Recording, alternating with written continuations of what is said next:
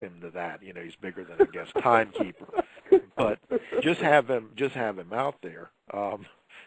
You know, but there are some people, I'm sure, who were glad Hogan was not at the show. Yeah, Shane's definitely one of them. But John Cena was also throwing another legend's name out there, not particularly for this WrestleMania, but maybe for next, and that person being The Rock. Yeah. I recently saw, as The Rock was promoting his what's the Witch Mountain? The Witch Mountain. Yep. Right, that movie. One of the reporters actually asked him if he had heard Cena's comments and about possibly having a match at WrestleMania, and I thought it was really funny how The Rock responded. He kind of smiled, and then he chuckled, and he said, "That's funny. He's funny," and walked off. Yeah, well, that's The Rock. He's a very good guy, but I can't see him coming back to wrestling, even to wrestle at WrestleMania anytime soon. You know, he's too busy with his acting career. You know, number one, I don't think he could really find the time to get back and actually train for a match like that. And right. Number two, he's just, you know, his wrestling will always have a special place in his heart, but it's just not something he wants to do right now. And I think it would actually hurt him in his movie career right now. I think Hollywood would probably, some people would frown on it. I mean, look what happened to Mickey Rourke. You know, he just put it out that, you know, he was going to wrestle at WrestleMania, and then, you know, immediately that angle was done, and probably wouldn't be in his best interest. But, you know, he'll probably, you know, I think he could probably show up at WrestleMania, be at the Hall of Fame ceremony, stuff like that. But as far as actually getting in a ring, no. I'd love to see it, but I just don't think it's going to happen. Right, and just like The Rock has moved on, and a lot of fans have taken that personally.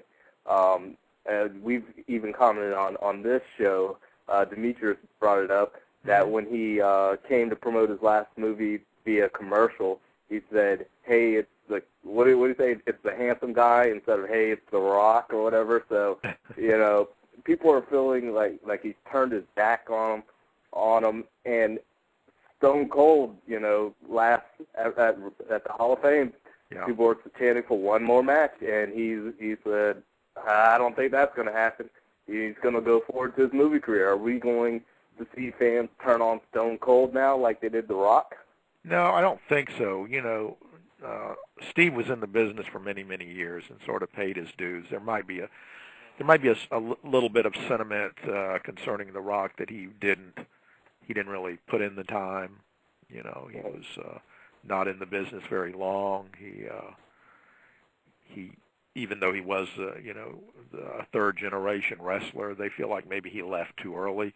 But I really, and I've talked to him, I don't think he really feels that way, that he's turned his back on the wrestling fans.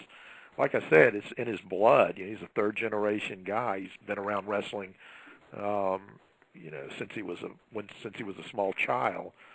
So he hadn't turned his back on wrestling, and I think the fans are probably not being too fair by really giving him such a hard time. Most people who know him know that he acknowledges that he owes a lot to the wrestling business, but he's in a new line of work now, and that's what he's doing, and he's doing really well.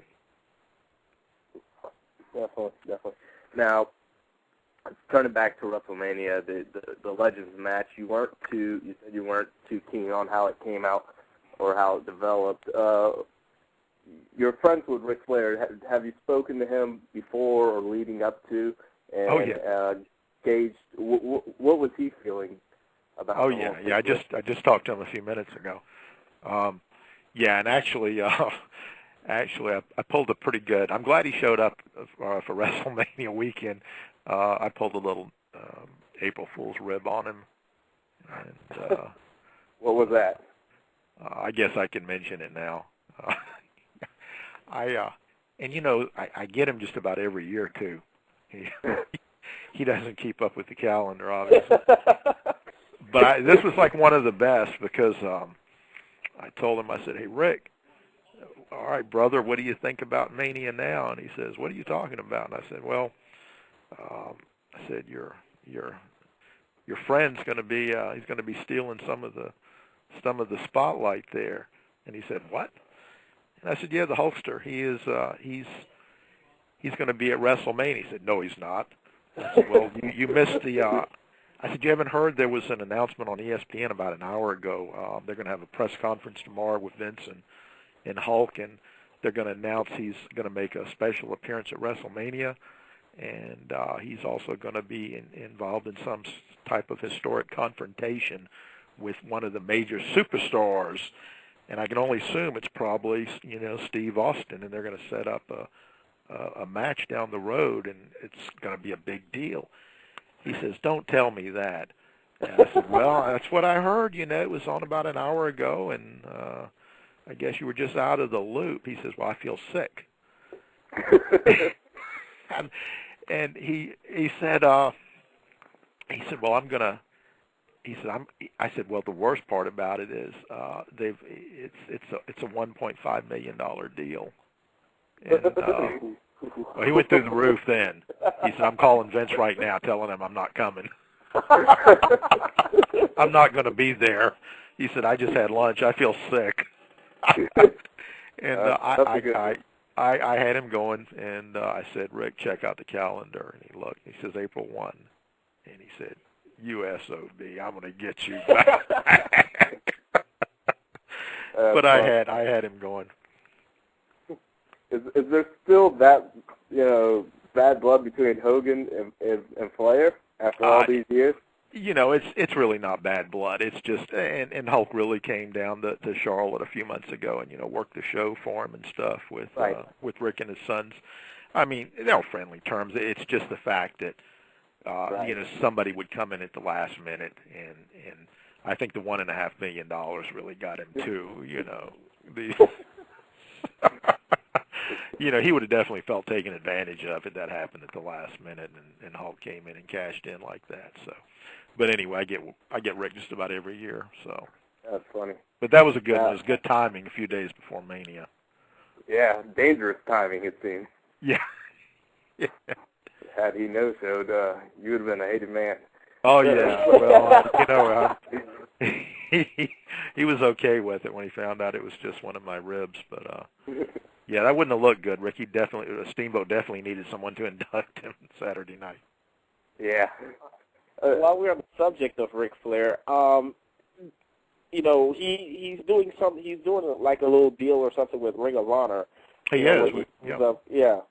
So, do you happen to know if the WWE frowns upon that, seeing as how Ring of Honor is the? Well, we were talking about that a little bit earlier today, and he has not heard.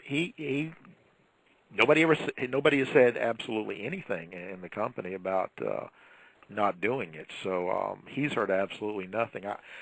I read somewhere, and I can't remember where it was in the last couple of days, that there was some kind of, and I don't even remember. There was a report saying that they really might not like that him doing the show. But obviously that's not correct, because he has not heard anything telling him not to do it. And I think it's a pretty good deal. He really respects ROH, and finds the guys very respectful of not only him but of wrestling tradition and history. And he really likes that. He likes guys who show a lot of respect for the business and the history of the business.